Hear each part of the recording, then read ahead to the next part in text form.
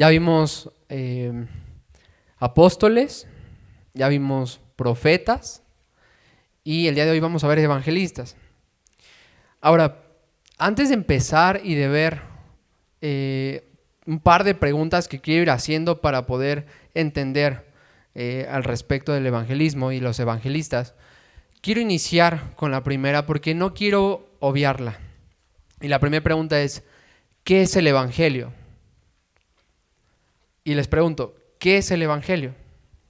Porque si estamos hablando de evangelistas, aquel que predica el evangelio, tenemos que tener bien claro qué es el evangelio. Las noticias, buenas noticias, ¿ok? Ok, el evangelio es poder de Dios.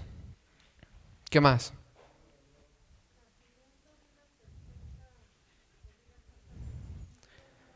A ver, otra vez. Nacimiento, vida perfecta.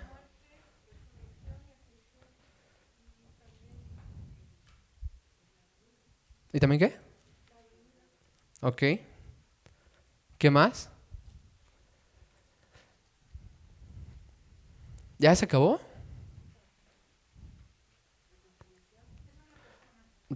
Una persona, ok. Mira, ¿por qué les estoy preguntando esto?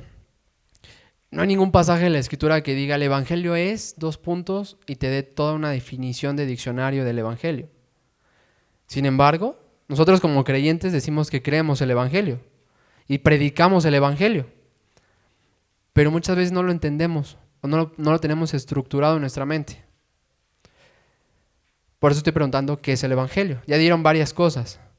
¿Hay algo más que crean que podamos aclarar o ver en el evangelio?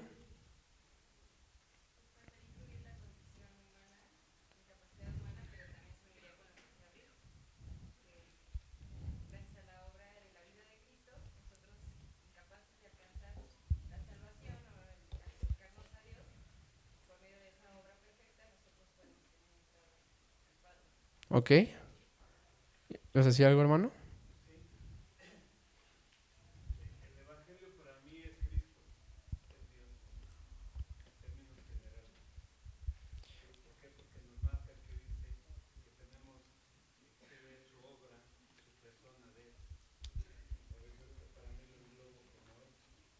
Ok. Miren, cuando hablamos del evangelio, ¿están de acuerdo que no nos podemos remitir únicamente al evangelio según Mateo, al evangelio según Juan, según Marcos? O sea, ¿a qué me refiero? El evangelio está desde Génesis hasta Apocalipsis. Está impreso en toda la escritura. Y en el evangelio nosotros podemos ver, mira, y repito, es difícil tener una definición así tan estricta de diccionario del evangelio, pero nosotros entendemos el evangelio. Yo te propongo una definición del evangelio, que es el Dios creador de los hombres, quienes se rebelaron contra él, que ha traído una promesa a través de nuestro Señor Jesucristo, a través de todo el Antiguo Testamento, de aquel que vendría a redimirlos, a satisfacer la ira de Dios para reconciliarlos con él, a fin de que estuvieran con él. Todo esto para la gloria de nuestro Señor. Y mira, el evangelio abarca, repito, desde Génesis hasta Apocalipsis. Significa que tú y yo podemos ver el carácter de Dios, podemos ver el problema principal del hombre, la definición de quién es el hombre y cuál es su situación delante del Señor y cuál es la solución a ese problema. Y eso se ve desde el principio. Cuando el Señor le promete a Abraham que en su simiente, no en una simiente, sino en tu simiente, en la simiente, serían bendecidas todas las naciones. Cuando se le hace esta promesa a Abraham, viene en Génesis el cumplimiento de esta promesa. Y cuando Abraham se equivoca y se desvía, le dice, no, es que no es como tú quieras, es la simiente, no una simiente. Sigue avanzando la historia, después se les promete que vendría un rey. Este rey que descendería de David, sería superior a David. Este rey también sería de la tribu de Judá. Nosotros podemos ver a Judá en el libro de Génesis, cómo está dando un breve, anticipo del evangelio, cuando le dice a su hermano, tómame a mí en sustitución de mi hermano, porque esto va a satisfacer a mi padre, porque no podría soportar el dolor de perder a su hijo Benjamín. Y Judá se ofrece como este sustituto. Y en Romanos 5 nos habla de un postrer Adán que vendría en lugar del primer Adán a sustituirnos delante del Padre. Hermano, desde Génesis el Señor está proclamando y gritando el mensaje del Evangelio y va enseñando y va revelando cada vez más quién es Él. Por eso es que Jesús predicaba el Evangelio y estaba predicando y anunciando las buenas nuevas con el Antiguo Testamento. Yo nada más quiero hacerte esta nota, hermano, el Antiguo Testamento nos pertenece como creyentes. Ahora dices, obvio, sí, pero ¿realmente lo ves así? O sea, ¿tú ves el carácter del Señor y la obra del Señor en el Antiguo Testamento? ¿O haces una separación de un Dios como bondadoso en el Nuevo y muy rígido en el Antiguo? Cuando es el mismo Dios que va trayendo la revelación progresiva. Cuando Jesús está predicando el Evangelio, les dice: arrepentíos y creed, porque el reino de los cielos se ha acercado. Jesús quería que entendiera la gente que era el momento en el que se estaba cumpliendo todo aquello que ya se había dicho. En Zacarías nos dice que vendría un sumo sacerdote, dice que se le pondría una corona al sumo sacerdote Josué y él sería sumo sacerdote y rey y se reconciliarían estos dos oficios en él, pero él no era el centro Josué, sino era Jesús, el cual iba a ser sumo sacerdote, el cual se iba a ofrecer como el sacrificio, pero también iba a presentar ese sacrificio para que fuera agradable delante del Padre, y también sería rey, que gobernaría por siempre, y también sería un profeta. Hermano, todo está gritando desde el inicio cómo iba a ser el Salvador y el carácter del Señor. Ahora, cuando pregunto qué es el Evangelio, y si yo te dijera, tienes un minuto para explicármelo o explicarle a alguien qué es el Evangelio, ahí es donde está el reto. ¿Cómo yo le explico a alguien qué es el Evangelio sin empezar a divagar? Y quiero que pasemos a la siguiente pregunta, que es: ¿quiénes deben evangelizar? ¿Quiénes deben evangelizar? Ya lo hemos visto y la respuesta es que todos, ¿cierto? Ok. Cuando nosotros vemos en Hechos 1:8, que le dice a los discípulos que no podían salir de ahí hasta que viniera el Espíritu Santo para ser testigos y anunciar su palabra, y predicarían en todos los lugares conocidos, hay una relación entre el derramamiento del Espíritu y la predicación de la palabra. Es lo que le está diciendo el Señor. Ustedes no pueden ir a predicar hasta que venga el Espíritu. Y cuando el Espíritu desciende en Pentecostés, ¿desciende sobre quiénes? ¿Sobre los apóstoles? Sí. Bueno, sí, pero ¿solo sobre ellos? No, sobre todos. ¿Por qué hago esto? Y puede ser como obvio, repito. Bueno, porque el llamado y la encomienda y la fortaleza del Espíritu es para todos. No era para los apóstoles. De hecho, es interesante ver que en Hechos 8, cuando son llevados, cuando son sacados, cuando están siendo expulsados, dice que todos iban predicando el Evangelio, pero ¿sabes qué? Ahí no iban los apóstoles. Ellos se quedaron en Jerusalén. La iglesia misionera del primer siglo no había ningún apóstol. La iglesia de Antioquía. La iglesia que empezó a predicar, a enviar a hombres y a mujeres para predicar el Evangelio. Y estos hombres que iban predicando el Evangelio, quiero que notes esto. Estaba sucediendo un evento, que era esta persecución, que era esta expulsión, bajo la mano poderosa y sabia de nuestro Señor. Él los estaba guiando en esto. Esto no se le escapó de las manos al Señor. Él estaba guiando esto a fin de que predicaran el Evangelio. ¿Sí te das cuenta de eso? Ahora, a ellos no le estaban pagando por predicar, no eran predicadores profesionales, no eran profesionistas de la predicación. Eran creyentes como tú y como yo, en sus vidas normales, a través de situaciones adversas en ese contexto que el Señor estaba guiando y permitiendo soberanamente. ¿Para qué? Para extender su reino. Entonces, Ellos empiezan a predicar el evangelio y se sigue predicando el evangelio a través de creyentes como tú y como yo. Hasta aquí, ¿alguien tiene genuinamente una duda de que no debe de predicar el evangelio o que esto le corresponde a alguien más? ¿Ok? Yo espero que no, pero quiero que veamos cosas muy sutiles en donde, aunque no lo digamos así, muchas veces sí lo creemos. ¿Qué haces tú cuando tienes a alguien conocido por el trabajo, por tu escuela, por tu familia, a quien le puedes predicar el evangelio y vas y se lo presentas mejor al pastor? O lo traes a la iglesia para que aquí le prediquen el evangelio, porque tú no crees que puedas. ¿Lo has hecho? Mira, es por eso que es importante esto. El Señor te quiere capacitar para que prediques el evangelio. Pero quiero que entiendas esto. Todo aquel que ha creído en Cristo, aunque no tenga la argumentación de Dr. Sproul o de John MacArthur, puede explicar el evangelio de nuestro Señor Jesucristo. Dijo Charles Spurgeon en algún momento de su vida, le preguntaron, de todo este tiempo de vida ministerial, de todo este tiempo conociendo al Señor, ¿tú qué podrías decir que es lo más importante que has estudiado? Y él dijo que Jesús me amó, que Jesús me amó. Esa era su teología más profunda. Jesús me amó.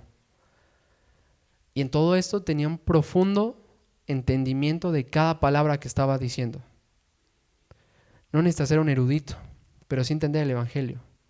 Pero ¿sabes cuál es el principal problema para no predicar el evangelio?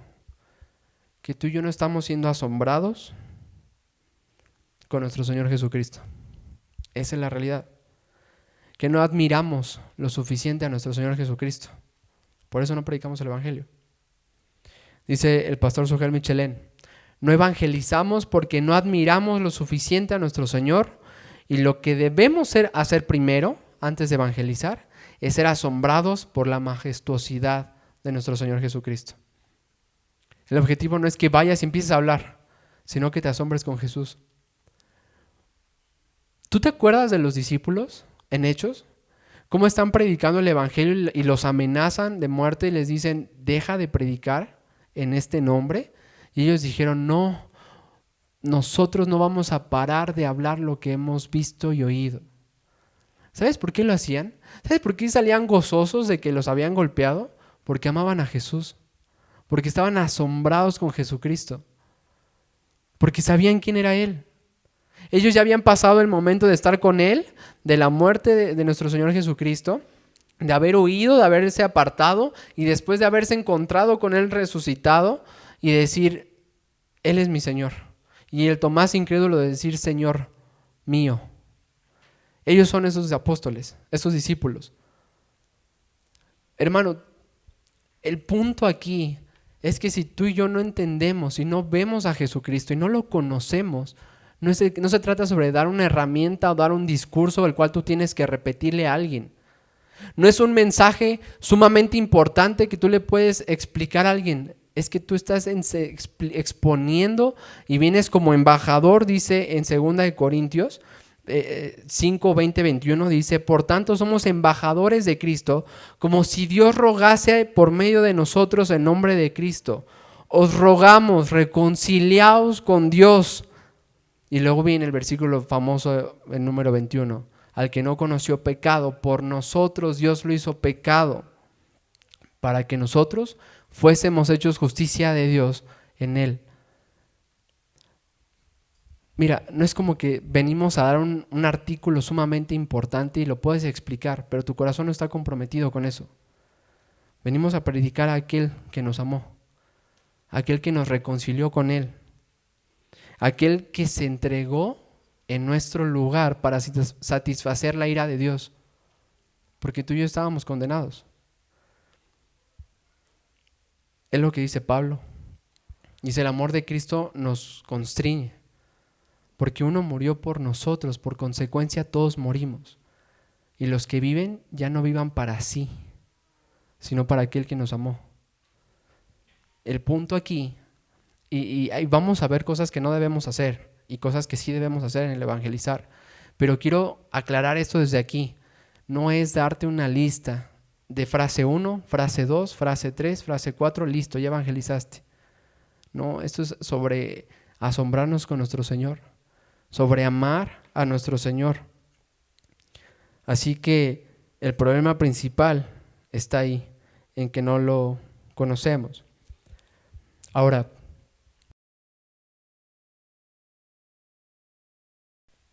¿qué opinan qué no es evangelizar? ¿Qué piensan?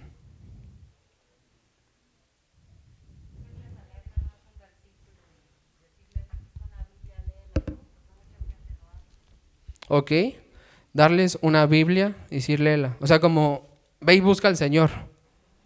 Ok. ¿Por qué es mal? ¿Por qué eso no está bien?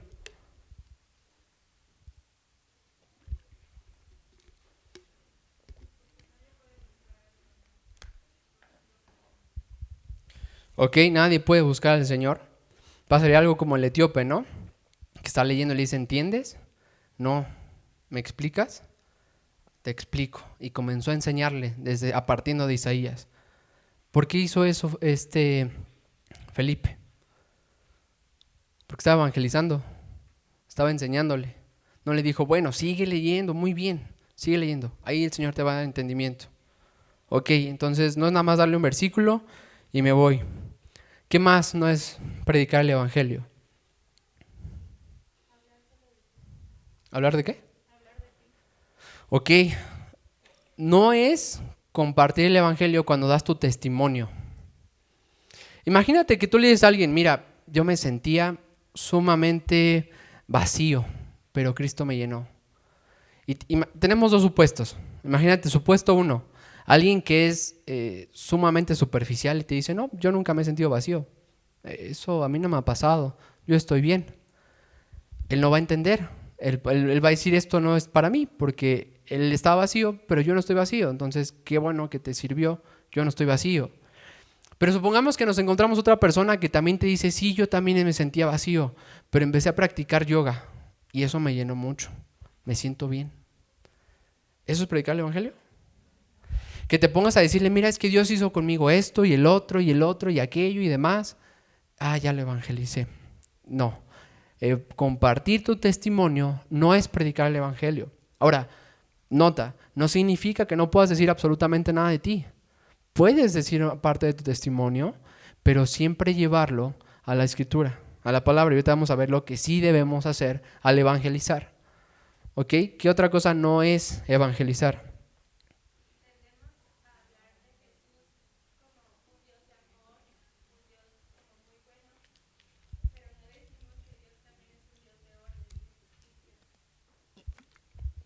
Ok, importantísimo. Eso yo lo pondría como presentar el evangelio a medias. Es decir, yo no quiero afectar la sensibilidad de la persona o quiero poner a Dios de una forma que se vea bien desde mi entendimiento y digo, ¿sabes qué? Dios es un Dios de amor. Pero no le presento, como decía Laura, que Dios, o sea, Dios como es lo que es siempre. Eso es cómo podemos definir a Dios. O sea, Dios es justo, Dios es misericordioso, Dios es amor. O sea, uno no niega al otro. Todo esto es Dios. No podemos seccionarlo. Y al predicar y decir Dios es amor, y ahorita lo vamos a seguir, vamos a ver una cuestión que es importante aclarar. En la mente del inconverso, lo que tú le estás diciendo de Dios es amor, o Dios te ama. Con decir Dios te ama no estás predicando el evangelio. El amor en su mente es otra cosa de lo que tú estás pensando. Así de sencillo. Tú puedes decir Dios es amor y él en su mente tener una definición de amor muy diferente a la tuya. Pero creemos que ya hemos predicado el evangelio. Entonces, predicar parcialmente o mostrar un lado de la moneda no es predicar el evangelio. ¿Qué otra cosa? ¿Ok? Omitir el pecado. ¿Qué sucede ahí? ¿Cómo luego presentamos esa situación cuando no queremos decirle al pecado, pecado? ¿Cómo? Errores, debilidades, ¿eh? Fallas. O ¿sabes qué otra cosa hacemos? Bueno, no es que no me quiero adelantar porque ahorita lo vamos a ver en cómo debemos. Ok, cambiarle el nombre al pecado y no ser claro. ¿Qué más?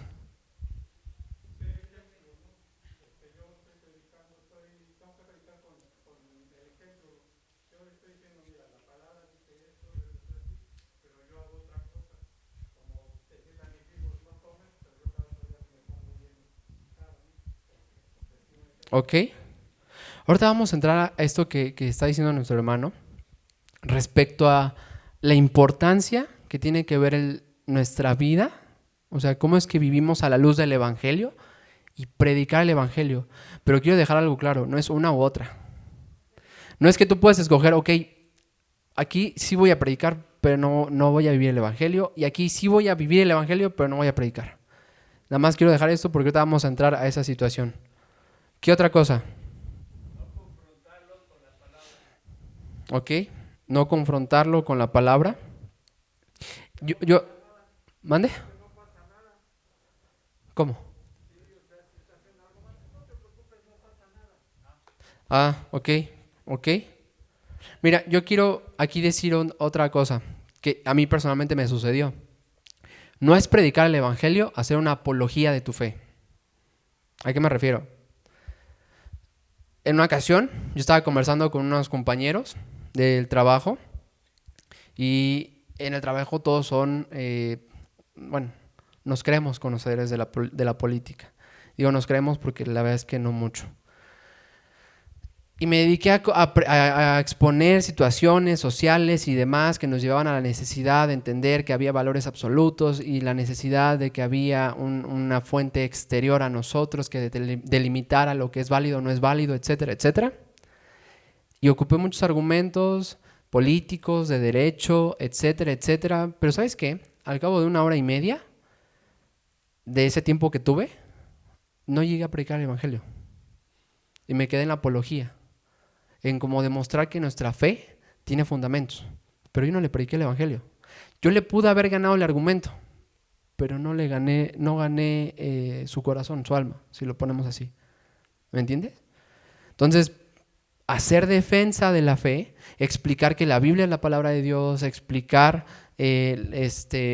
cómo es una razón teleológica, oncológica y demás de la fe, no es predicar el Evangelio. Puede ser necesario, ontológica, no oncológica, ontológica. Puede ser necesario y puede ser en un inicio, pero no todo. ¿Me explico ahí? O sea, puede que tengan una duda y la resuelvas, pero nunca dejes de predicar el Evangelio. Igual yo tuve un compañero que era muy, muy, muy ilustrado en historia, tenía un doctorado en historia y quién sabe cuántos estudios de religión y demás, sabía demasiado. Y podía pasar con él horas hablando de muchas cosas que tenían que ver de una u otra forma con la palabra. Pero cuando llegaba a predicar el Evangelio, ahí me cortaba. Me decía, no, ¿sabes qué? Ahorita ya, después hablamos. Eso en su mente era deleitoso, una plática intelectual, donde había argumentos y contraargumentos. Defiende esto, te presento esto, a ver qué onda con esto y demás. Pero cuando observé esto, que no estaba predicando el Evangelio, y empecé a predicar el Evangelio, me empezó a marcar un alto. No, ya, hasta aquí. Entonces, presentar una defensa de la fe no es predicar el Evangelio. Otra cosa que no es predicar el Evangelio es hacer labores de bien social que evidencien la obra del Evangelio en nosotros. Wow. A lo mejor algunos aquí como que, oh, ¿cómo? Mira, tú le puedes dar un sándwich a alguien, tú le puedes llevar ropa a alguien, pero si tú no le estás predicando el Evangelio, sí estás cubriendo una necesidad. Y es bueno, y le agrada al Señor, pero tú no le estás predicando el Evangelio. Tú no le estás proporcionando el mensaje que leímos en Corintios, como si Dios mismo rogase: arrepentíos y creed, reconciliados con Dios. Entonces, dedicarnos a una labor social, por muy buena que sea, sin predicar el Evangelio, tampoco es predicarlo. Porque nosotros no podemos pensar es que nos están viendo, que somos muy buenos con la gente, que los amamos. que los estamos abrazando, que aquel que no tiene comida le estamos dando, que aquel que no tiene vestimenta le estamos proporcionando, pero sacrificando al otro, no estamos haciendo la labor de la iglesia, que es predicar el evangelio. Ahora, ¿cómo sí debemos predicar el evangelio? Primer punto, orar. Orar, orar. Mira, cuando tú y yo vamos a predicar el evangelio, le estamos predicando a gente que está muerta. No físicamente, espiritualmente, está muerta. No puede ni quiere recibir la palabra del Señor. No la entiende. Es como predicarle a los huesos en Ezequiel, a los huesos. Son huesos. Señor, ¿qué hago aquí predicándole a los huesos? Sigue predicando. Sigue predicando. Empezaron a tomar la piel, empezó a estar en los huesos y empezó a formarse. Pablo, creo que te hablan. Y se levantaron, tuvieron vida. Hermano, tú y yo le vamos a predicar a alguien que está muerto y sin el poder del Señor obrando en él, él no va a tener vida. No importa que seas el más elocuente de todos, que seas el mayor apologeta de todos. Si no oramos que el Señor le dé vida a aquel que está muerto, él no va a tener vida. Así que iniciamos orando. Ahora esto nos lleva a otro punto. La tensión entre la soberanía de Dios y la responsabilidad del hombre. Como, ¿por qué voy a orar? Si el Señor ha elegido a aquellos que han de ser salvos desde antes de la fundación del mundo y han de escuchar su voz y responder, ¿por qué es que voy a orar? Justamente por eso. Porque solamente Él puede darle vida. Si esto dependiera del hombre, ¿para qué oramos? Yo le predico y digo, bueno, está en tus manos, fulano. Está en tus manos lo que te estoy entregando. Pero el otro lado decimos, Dios, tú eres soberano. Yo no sé si es tuyo. Dale arrepentimiento, Señor. Dale fe. Convéncele de pecado, Señor. Llévalo a ti. Entonces partimos de orar a nuestro Señor para predicar el evangelio. ¿Qué otra cosa debemos hacer? Esto puede parecer obvio, pero una vez más es necesario afirmarlo. Usar la Biblia. Debemos usar la Biblia. No únicamente ejemplos, o no nuestras propias palabras únicamente, porque hay algunos que se dedican a predicar el evangelio con puros ejemplos y te cuentan 1000 historias, pero nunca sacan la escritura.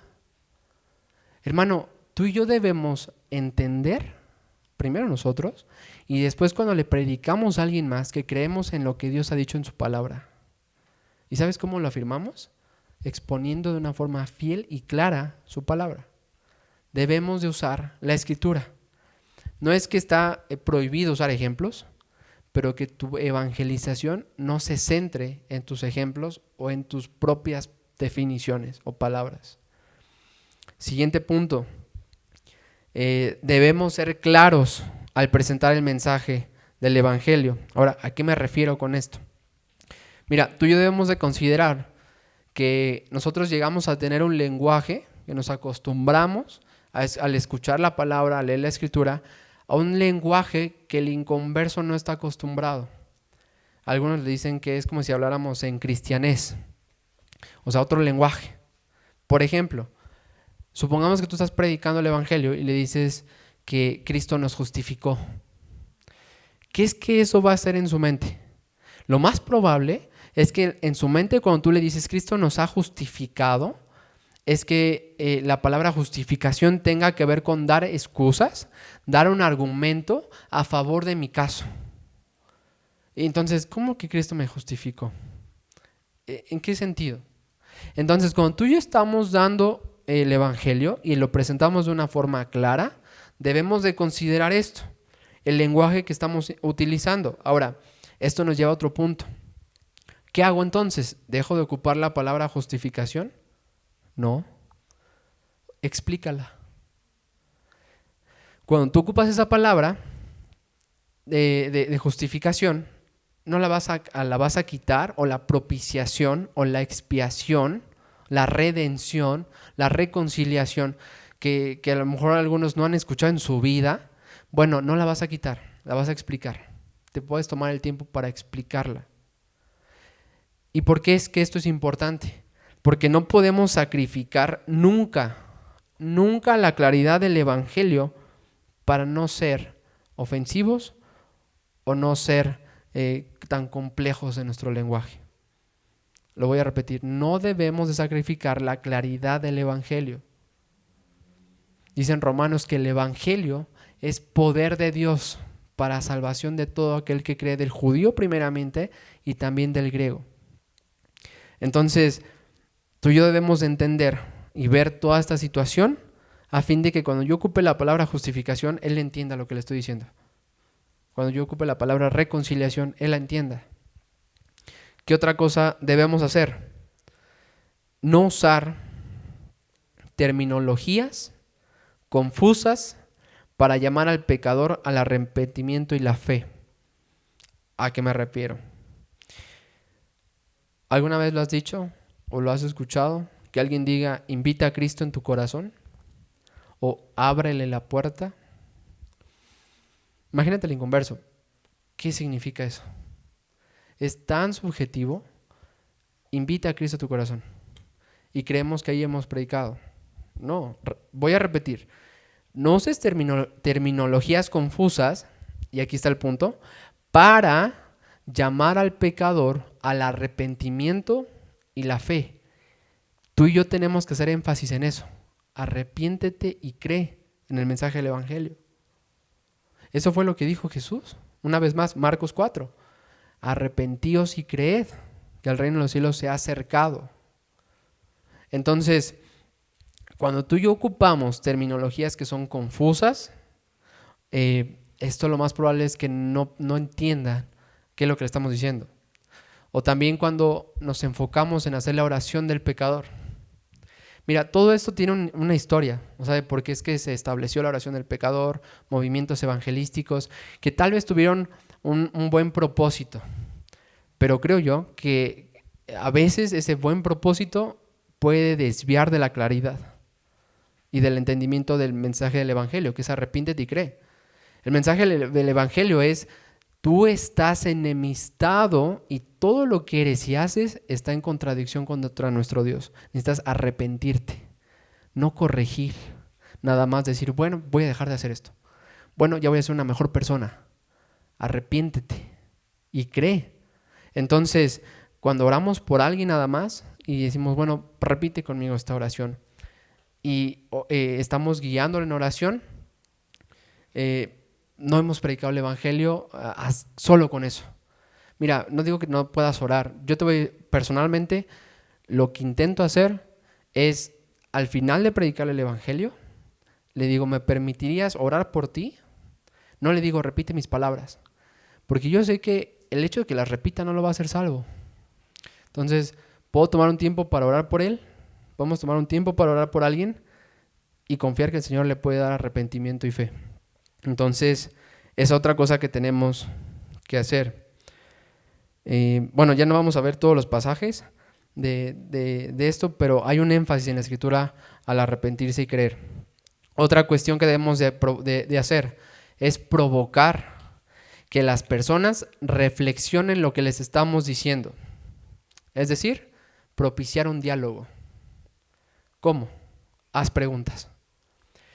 ¿Te das cuenta cómo Jesús, cuando predica el Evangelio en Juan 3 con Nicodemo, él empieza a hacer preguntas y le responde Nicodemo y le vuelve a decir algo a Jesús? Cuando está con la mujer samaritana, Jesús le pregunta, le responde la mujer samaritana, le vuelve a hacer otra pregunta para hacerla pensar y sigue el argumento y sigue la conversación. No es que Jesús se para y llega y empieza a hablar y la mujer samaritana más está escuchando. Le está haciendo reflexionar, que entienda lo que le está diciendo. Entonces, tú y yo debemos de provocar eso, una conversación que nos lleve a entender. Mira, cuando Jesús está predicando en Mateo 21, esta parábola a los fariseos sobre la viña, dice la Escritura que después de que la predicó, después de que la estaba enseñando, el verso 45, dice que los fariseos se enojaron porque entendieron que hablaba de ellos. Ese era el propósito de Jesús. La parábola la dio para que ellos entendieran qué era lo que ellos estaban haciendo y su culpabilidad. Y se enojaron, pero porque lo entendieron. Lo que Jesús quería era hacer eso. Mira, ¿cómo lo podemos hacer? Podrías hacer esta pregunta. ¿A ti no te molesta la impunidad de los políticos corruptos? ¿No te molesta que el malhechor se salga con la suya? Y te va a contestar sí, porque no hay nadie que va a decir que no. Sí, me molesta. Aborrezco a los políticos corruptos, a aquellos que parece que en la ley no los toca. Ok. ¿Y tú qué crees que va a hacer Dios contigo? Si Dios es un buen pagador. Dice que Él no tendrá por inocente al que es culpable. Y sabes que tú eres culpable. Tú y yo los debemos hacer reflexionar, entender que esto no se trata sobre fulano, se trata sobre Él. ¿Ves? Es lo que estaba haciendo Jesús en la parábola de la viña. No era como decir, mira, todos pecamos. Sí, pero le está diciendo, mira, tú pecaste. También en el libro de Hechos, cuando están predicando, dice Pedro, a Jesús a quien ustedes entregaron. No dijo, mira, se ha cometido un terrible acto en la humanidad. Dijo, ustedes lo entregaron. Entonces ellos respondieron, ¿qué haremos? Oh hermano, ¿qué haremos? Arrepiéntanse y crean. ¿Te das cuenta? Entonces, al predicar el evangelio, tú y yo debemos buscar este diálogo. Otro punto, al evangelizar, debemos usar a la iglesia. Ahora, esto no es lo mismo a invitar a una persona a la iglesia y cree que eso ya es evangelizar. No, pero es recomendable invitarlos. No es una contradicción. Cuando tú lo invitas, no es que ya has cumplido. No obstante, es bueno y es recomendable que tú invites a aquellos que no conocen el evangelio, a los que tú ya les estás predicando el evangelio, a que vengan a la reunión de la iglesia. A fin de que la iglesia, y aquí es un mensaje para todos, escucha esto, a fin de que como iglesia podamos participar de predicar el evangelio y demostrar el evangelio. ¿Cómo? El evangelio cantado, el evangelio orado, el evangelio vivido entre nosotros cuando nos amamos unos a otros, el evangelio cuando nos acercamos a estas personas y les predicamos el evangelio. Jesús dijo, un nuevo mandamiento les doy. Y este mandamiento no era nuevo, pero este nuevo mandamiento, que se amaran los unos a los otros, añade, como yo los he amado. Y en esto conocerán que son mis discípulos, en que se aman los unos a los otros. Hay una evidencia externa, donde la gente ve. Entonces lo traes a que pueda ver la obra del Espíritu en la iglesia, mientras tú ya le estás predicando el evangelio. Entonces debemos ocupar a la iglesia. La iglesia debe ser una imagen visible del evangelio. Como decía, cuando cantamos, se canta el evangelio. Cuando oramos, se ora el evangelio. Cuando nos relacionamos, se vive el evangelio. Mira, el evangelio no es un programa, es un estilo de vida. No es el programa de que nos vemos el sábado a las 4 en el parque tal. Ese es nuestro programa de evangelismo. No, es toda nuestra vida. Todos nosotros debemos vivir evangelizando, predicando el mensaje del reino. Y la evangelización no es un fin en sí mismo. ¿A qué me refiero? No se trata sobre ir predicando y hacer conversos y dejarlos allá, sino id pues y hacer discípulos de todas las naciones, enseñándoles a guardar todo lo que les he mandado. ¿Eso qué implica? Inicia evangelizando, pero sigue discipulando. Entonces el evangelio no es el fin en sí mismo, sino es el paso 1 de la gran comisión de hacer discípulos. Por eso es que nosotros vemos en la Escritura que al creer se unían a la iglesia. Mira, yo conocí a un hombre, a un hermano, que ha dedicado muchos años de su vida a ir predicando el evangelio, pero la gente que se convertía en aquellos lugares a donde él iba a predicar no había iglesias. Solo predicaba y se iba, predicaba y se iba, predicaba y se iba. Y yo una vez hablé con él y dije, oye, pero ¿no crees que es incorrecto lo que estás haciendo? Me dijo, no, yo tengo el ministerio de Pablo. Porque Pablo hizo eso, predicó y se iba, predicó y se iba. Pero Pablo no hacía eso. Pablo fundaba iglesias, se establecían iglesias. Después se levantaba líderes. Por eso es que le dice a Tito, Tito, por esta causa te dejé, a fin de que corrigieras lo deficiente. ¿Qué? Que establecieras ancianos, pastores. Entonces, es lo mismo. Nosotros predicamos a fin de que se una la iglesia y que sea discipulado por la iglesia. Algo aquí que es importante resaltar, y era lo que decía nuestro hermano, hay una frase que se le atribuyó a Francisco de Asís, no están seguros de que sí realmente la haya dicho él, pero que se le atribuyó a él, que dice: predica todo el tiempo y si es necesario, usa palabras. Suena muy romántico, ¿no? Pero es incorrecto, es completamente incorrecto. Le preguntaron al pastor Paul Washer en una conferencia recién: ¿tú qué piensas de esto? Y dijo con otras palabras, que no lo voy a decir, voy a sustituirla, dijo: es una tontería, es una completa tontería, porque tú y yo no podemos predicar el evangelio sin hablar. No significa que no podamos o no debamos vivir a la luz del evangelio, porque repito, no es una u otra, pero tú y yo no vamos a predicar el evangelio si no predicamos el evangelio, si no proclamamos el evangelio. Las palabras que se ocupan para referirse a esto es heraldo, comunicador, aquel que viene a dar un mensaje de parte de alguien. Eso venimos a hacer. Venimos a proclamar, a enseñar, a exponer, no lo que creemos, o sea, en nuestras propias ideas, sino lo que Dios dice en su palabra. Mira, él relata la historia de un misionero que llegó a un lugar, no me acuerdo el lugar, pero llega a este lugar y empieza a conocer a la gente y le dicen: tú eres misionero, qué padre, nosotros conocimos a un misionero fulano que estuvo aquí 20 años, oh wow, ¿y qué te dijo? Y no le supo decir nada, le predicó a otras personas, le preguntó a otra persona, total que nadie jamás escuchó el mensaje del evangelio por este misionero que llevaba 20 años ahí. Él se dedicó a hacer buenas obras, a tratar bien a la gente, a dar comida, a ser amigable, pero nunca predicó el evangelio. Y dice este misionero: pasó 20 años en ese lugar y nadie escuchó jamás el evangelio. ¿Sabes? Este misionero no amaba a Jesús, él lo aborrecía, él se amaba a sí mismo. Él quería su imagen, quería su reputación, quería que pensaran bien de él, pero él no amaba a Jesús porque nunca predicó a Jesús. Qué triste. Ahora, no pienses en el misionero de allá, piensa en tu vida, tus vecinos, tu familia, los compañeros de trabajo. ¿Tú estás predicando el evangelio? ¿Tú lo has hecho?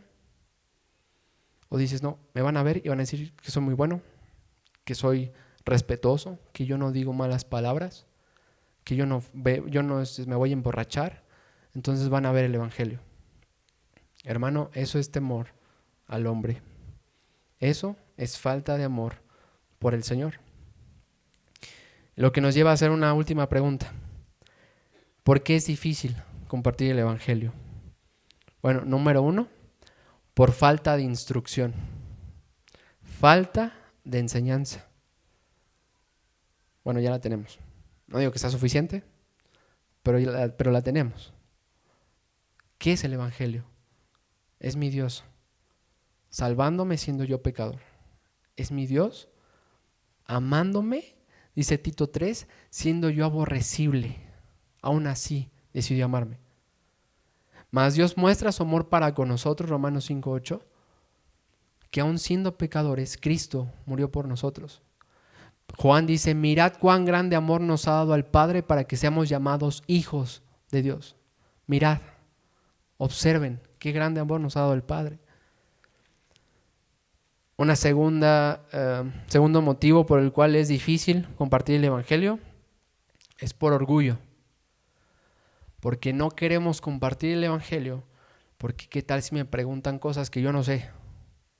Y primamos y valoramos más lo que la gente pueda decir de nosotros y que no podamos contestar una pregunta a predicar el evangelio.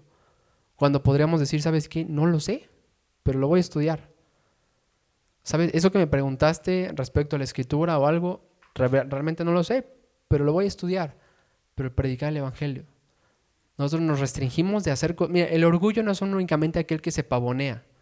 El orgullo también se esconde, porque no quiere que la gente vea lo que no tiene, ya sea intelectual, económico y demás cosas, porque en su mente eso es valioso y eso representa su imagen.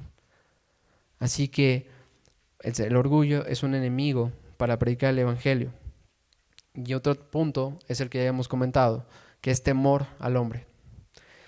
Nuestro Dios es mucho más grande que cualquier hombre, aunque sea el más encumbrado. Es decir, aunque un presidente, un representante de una nación te dijera, ¿sabes que eres un loco? ¿Eres un tonto por creer lo que crees?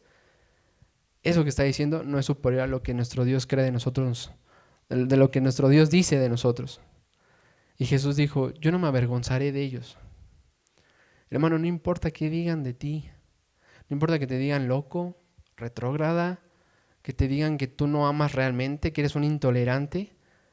Es preferible, como dijeron los apóstoles, honrar al Señor y obedecer al Señor que obedecer a los hombres. Y mira, eso no significa que tú debemos ser irrespetuosos o groseros o ásperos, no. Predicar el evangelio tiene que ver con conocer también a la persona. Y predicarle en amor implica, no nada más si sabes qué, esa es tu vida, ahí te va, mira, tache, tache, tache, ok, estás reprobado. ¿Tú crees que hacía eso Jesús? Jesús dijo con la samaritana, yo necesito pasar por Samaria. ¿Por qué lo necesitaba? ¿Porque se le antojó el agua de ese pozo? ¿Porque era más rápido? No era más rápido. ¿Por qué necesitaba hablar con ella? Cuando él está hablando con ella, los discípulos dicen, ¿por qué es que él habla con ella? Mira, voy a ocupar este ejemplo de la samaritana para darle un contexto importante. Los samaritanos y los judíos no se hablaban, enemigos. ¿Cómo? Un samaritano hablando con un judío. Y luego un samaritano, y dentro del samaritano, una mujer hablando con un judío. Era un enemigo. Mira, ¿tú cómo ves a aquellos? Escucha bien esto. ¿Cómo ves a aquellos que se oponen al evangelio hoy en día? Activistas LGBT. ¿Cómo ves a aquellos que dicen, no, esto que están predicando es pura mentira? ¿Cómo es que los ves? ¿Con odio? O sea, tú los ves y dices, que se pudre en el infierno. Oh, qué bueno que el Señor le va a retribuir conforme a sus obras. Aquellos necios, tercos de corazón, ¿cómo los ves? Tú y yo debemos verlos como el Señor los ve, necesitados del evangelio. Y el amor real te mueve a predicarles, motivado por un amor al Señor y un amor por los perdidos. Mira, cuando va la gente a marchar en contra del aborto, te puedes airar y decir, ¿cómo es posible? Toda esa gente que está mal. Pero quiero preguntarte, ¿tú también piensas eso por aquellos que van a marchar? Perdón, a los del favor del aborto son los que tú dices que está mal, decimos que está mal. Pero con los que van a marchar en contra del aborto, muchas veces no pensamos, oye, ¿serán salvos? Decimos, bien, pues están peleando por la causa. Y mira, es aborrecible el aborto, sí. ¿Pero tú de verdad te preocupas por sus vidas? ¿Sí me estoy dando a entender en esto? O sea, que no nos importe más el que estén apoyando esa campaña que decir, ¿cómo estás tú? ¿Cómo está tu vida? ¿Tú realmente conoces a Jesús? Hubo un hombre que se dedicó a predicar el evangelio y fue salvado a muy temprana edad. A los 16 años, un pastor lo arropa, le empieza a proveer, a sustentar económicamente para que empiece a predicar el evangelio.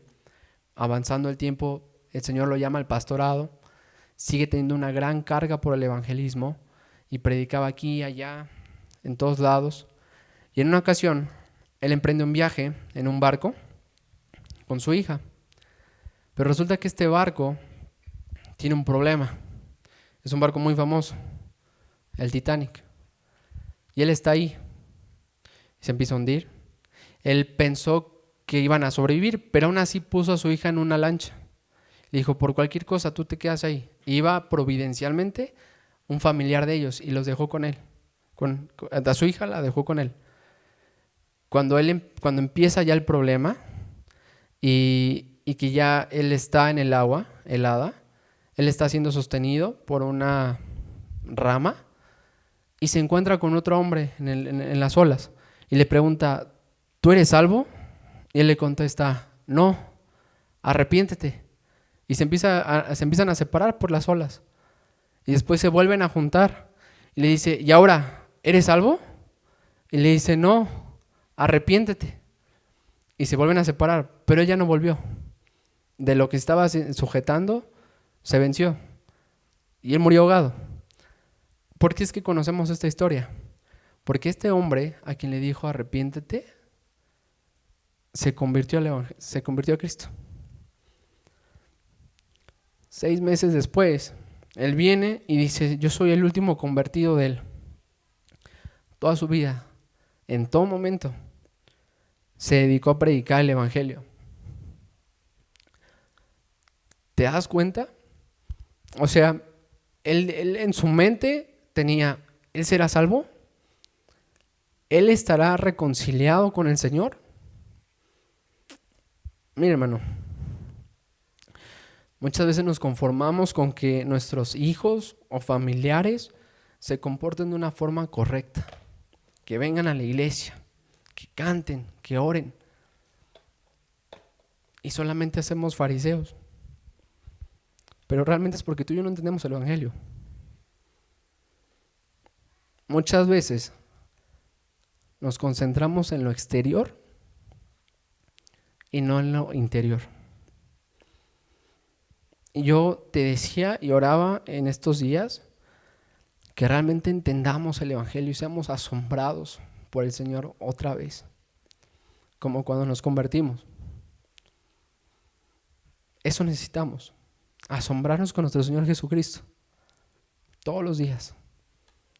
Qué terrible es que un cristiano tenga un corazón apagado, seco, que pueda predicar el evangelio y no sentir nada. Que puedas decirle a otros, ten vida en Cristo, arrepiéntete y cree, y tu corazón esté seco por Jesús, sin sentir nada, sin desearlo, sin pensar nada, solamente lo dices. Ese no es el objetivo. Cuando el pueblo de Israel viene del exilio, van y le preguntan a los sacerdotes, oigan, ¿debemos orar y llorar como lo teníamos que hacer el 5º y el 7º mes? ¿Y sabes qué les contesta? Le dice Zacarías, vino a mí palabra del Señor diciendo, diles, cuando lo hacían en el exilio, cuando oraban, cuando lloraban, ¿lo hacían por mí? ¿O por qué lo hacían? Mira, podemos concentrarnos en la obediencia externa y decir, ok, voy a predicar el evangelio, pero seguimos sin tener el centro, que es adorar, asombrarnos con nuestro Señor Jesucristo. Y que toda nuestra vida es un acto de alabanza. Porque si no vamos a hacer lo mismo que el pueblo de Israel. Debemos llorar, debemos sentirnos compungidos. Bueno, vamos a hacerlo. ¿Lo haces por Él? ¿Realmente es movido por su espíritu? Así que cuando tú y yo predicamos el evangelio, estamos proclamando a aquel que nos amó y nos llevó de las tinieblas a su luz admirable, y que ahora somos suyos. Oraba nuestro hermano Nacho al inicio, somos suyos. Hermano, créelo, tú eres suyo y Él es tuyo. Señor, te pedimos que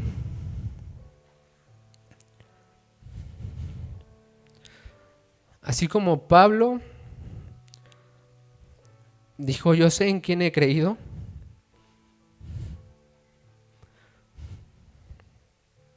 eso podamos decir nosotros, Señor. No solo por decir las palabras, sino porque realmente sabemos en quién hemos creído.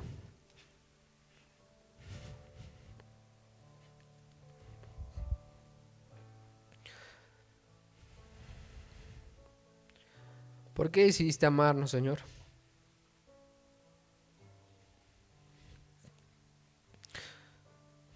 ¿Por qué?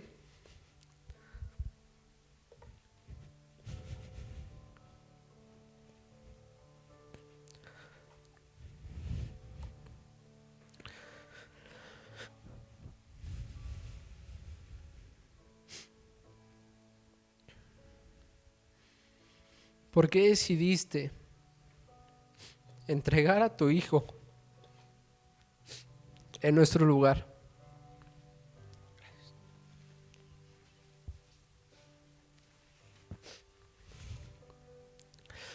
Nosotros no lo merecíamos, sino todo lo contrario.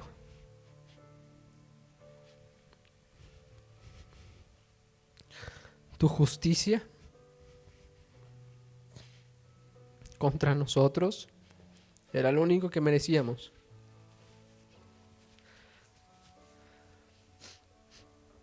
Tú decidiste no pagarnos conforme a nuestras transgresiones.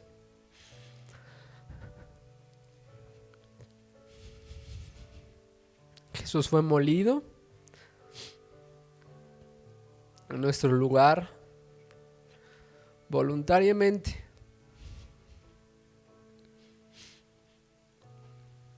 Porque con amor eterno nos habías amado,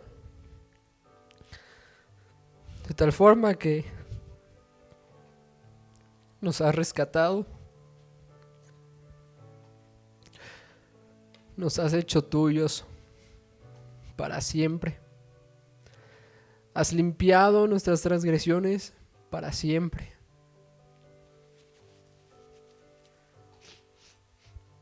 Tú, Señor,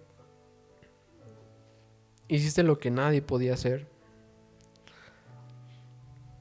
Hiciste lo que nadie querría hacer, que es entregarse por aquel que es su enemigo. Y ahora nos dices amigos, nos llamas hijos tuyos. Y nosotros cuando hablamos de evangelizar, Señor, no hablamos solamente de tener ciertas frases, un discurso que dar, como un panfleto.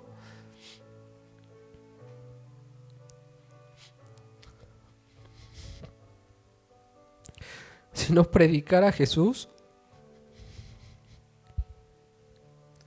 y a este crucificado, resucitado, que está sentado en su trono con poder.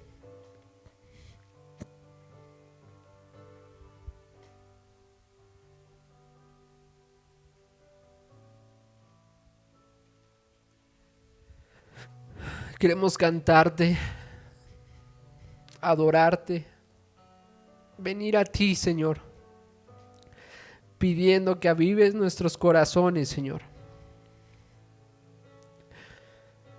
Señor, da vida a aquel que está aquí que no te conoce, porque solo tú puedes dar vida. Que aquel que está aquí, Señor, que puede creer que es tuyo porque ha venido tanto tiempo a la iglesia, o que incluso sirve, Señor, pero que realmente no es tuyo. Te pedimos que en tu bondad, Señor, le hagas entender que hay perdón de pecados, que lo guíes a arrepentimiento y fe, Señor, que se despoje de toda su seguridad, Señor, y venga a ti.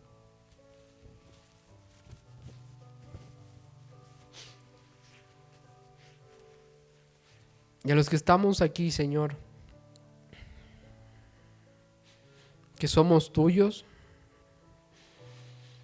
te pido, Señor, te pedimos juntos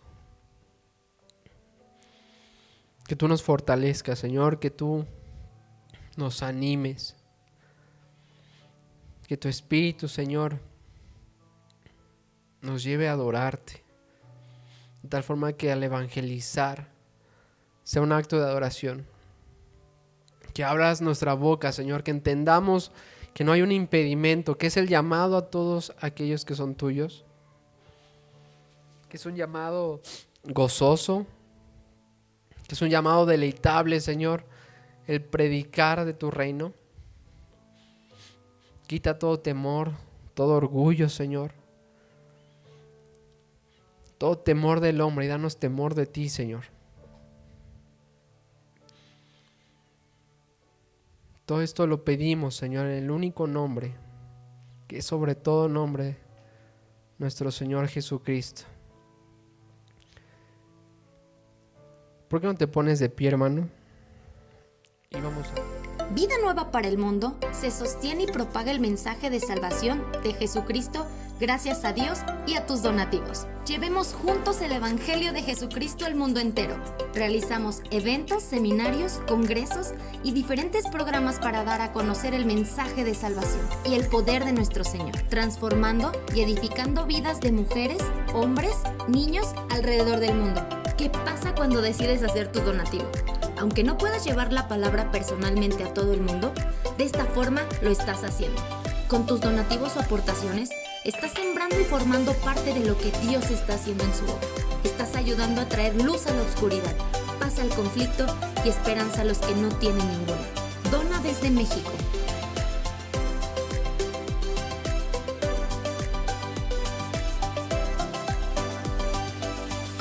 Dona desde Estados Unidos.